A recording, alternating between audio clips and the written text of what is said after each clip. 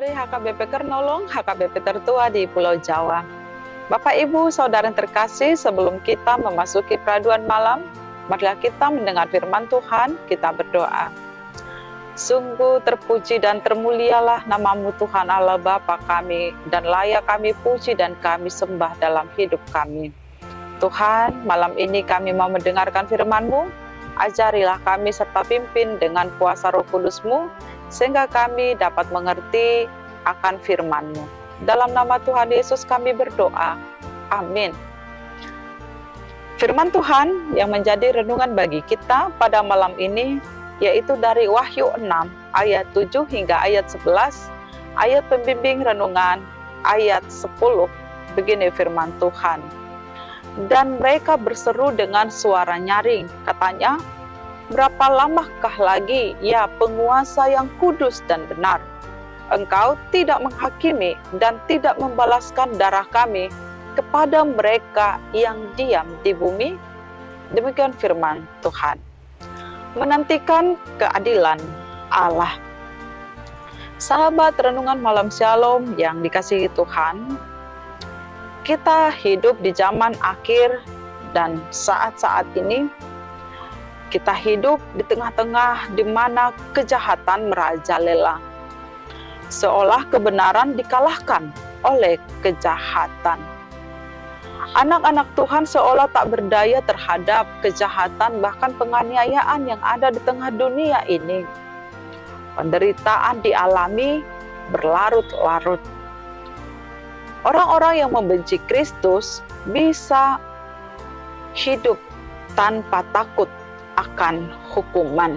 Bahkan mereka sangat menikmati segala perbuatannya yang jahat itu.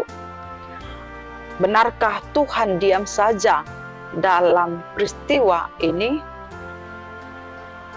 Dalam Wahyu renungan yang kita dengarkan pada saat ini, kita melihat bagaimana dijelaskan di sana keenam materai dibuka satu persatu oleh anak domba. Dan banyak lagi dalam teks ini yang tidak bisa kita pahami secara rinci, mengingat bahwa kitab Wahyu penuh dengan gambaran simbolis yang perlu kita pahami dan perlu kita imani. Namun berita utama yang dapat kita petik dari kitab Wahyu ini adalah di mana di dalam pembukaan materai diikuti dengan penghukuman sebagai wujud murka Allah. Murka Allah bukanlah pelampiasan emosi atau amarah atau balas dendam yang sewenang-wenangnya dilakukan oleh Tuhan kepada setiap orang di muka bumi ini. Melainkan semuanya itu adalah untuk mendisiplinkan, bahkan sebagai bukti Allah itu adalah Allah yang adil dan Allah yang kudus. Dijelaskan bahwa ada keempat penunggang kuda dengan ciri-ciri yang berbeda. Maksudnya adalah bahwa Allah akan menurunkan penghukumannya dalam bentuk-bentuk apapun yang ditimpakan ke atas muka bumi ini. Sehingga orang-orang jahat, orang-orang yang melakukan penganiayaan, yang merajalela melakukan kejahatannya, tentulah akan menerima pendisiplinan dan hukuman yang dari Tuhan. Pendisiplinan dan penghukuman yang dari Tuhan akan menyadarkan setiap orang atas perbuatan-perbuatannya. Oleh sebab itu ketika kita bertanya, berapa lama lagi ya Tuhan orang-orang jahat hidup di dalam kejahatannya? Dan berapa lama lagi Tuhan akan turun, bertindak, membalaskan kejahatan orang-orang yang melakukan kejahatan tersebut? Memang secara duniawi dan pikiran manusia, kita tidak tahu kapan itu. Tetapi Allah pasti akan bertindak. Dia Tuhan yang adil, Dia Tuhan yang kudus, tidak membiarkan kejahatan merajalela.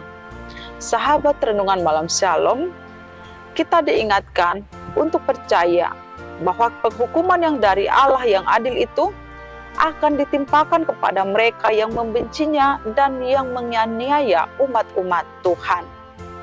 Meskipun terkadang kita merasa seolah-olah Allah tidak memperdulikan kita di tengah-tengah penderitaan kita, meskipun orang-orang jahat dapat merajalela dalam kejahatannya, Tuhan mampu mengalahkan kejahatan dengan kebenaran.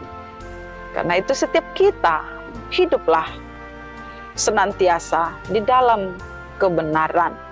Karena firman ini menjamin dan memberi kepastian bagi setiap orang yang percaya untuk tetap meyakini bahwa Allah adalah setia dan adil. Yang diminta kepada kita hanyalah setia dan sabar menantikan keadilan Tuhan Allah dinyatakan dalam hidup kita. Amin, mari kita berdoa.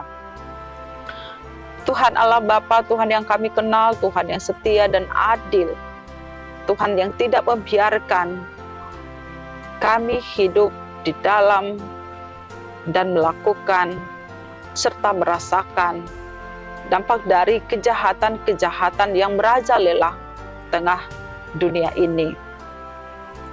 Cepat atau lambat Tuhan, kami mau percaya Engkau pasti bertindak menyatakan kebenaran, dan Engkau bertindak untuk membalaskan setiap kejahatan. Ya Tuhan Allah Bapa, berkati dan jagailah kami, kuatkan kami untuk menjauhkan diri dan mengalahkan segala kejahatan di dalam kekuatan yang dari Tuhan.